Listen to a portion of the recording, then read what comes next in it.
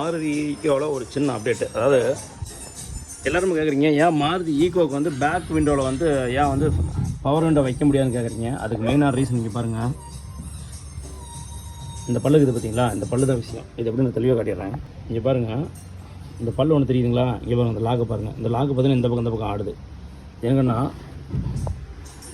கண்ணாடி இறக்கும் போது இதாகிது, ஓகேங்களா. அங்கே பாருங்கள், இது என்ன பண்ணுதுன்னா வேலையை மட்டும் பாருங்கள்.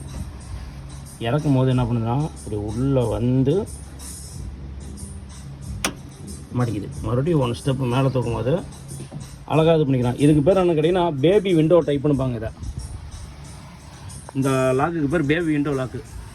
காரணம் என்னன்னா, இந்த ஓவராக இறக்கும் போது பார்த்தீங்கன்னா அவ்வளோதான், இதோட நின்றுக்கும். இந்த லாக் என்ன பண்ணால் கரெக்டாக இங்கே மாட்டிக்கும். இந்த லாக் கரெக்டாக அந்த லாக்கில் மாட்டிக்கிச்சிங்களா, மாட்டும் போது பார்த்தீங்கன்னா இதுக்கு மேலே கண்ணாடி இறங்காது. ஏன்னா வந்து கண்ணாடி பெருசாக இருக்கிறனால குழந்தைங்க வெளியே விழுந்துடக்கூடாதுன்னு அழகப்பெல்லாம் என்ன பண்ணுவாங்க, இந்த லாக் கொடுத்துக்குறோம். இது வந்து பார்த்திங்கன்னா நம்ம தமிழ்நாட்டில் இந்த வண்டிக்கு மட்டும்தான் இருக்குது. வெளிநாடுகளில் பல வண்டிக்கு இருக்குது. ஆனால் வந்து நம்ம தமிழ்நாட்டில் ஈக்கோவுக்கு மட்டும்தான் அந்த மெத்தேடு, அருமையான மெத்தேடு. கண்டிப்பாக வந்து இந்த வண்டிக்கு வந்து பவர் விண்டோ செட் பண்ணுற மாதிரி இருந்தால் இந்த லாக்கை ரிமூவ் பண்ணிட்டு தான் பண்ணி ஆகணும். ஆனால் வந்து அது வந்து பண்ணுறதில்ல, அது வந்து அன்ரூல்ஸ். ஓகே நண்பா, இதுதான் டீட்டெயிலு.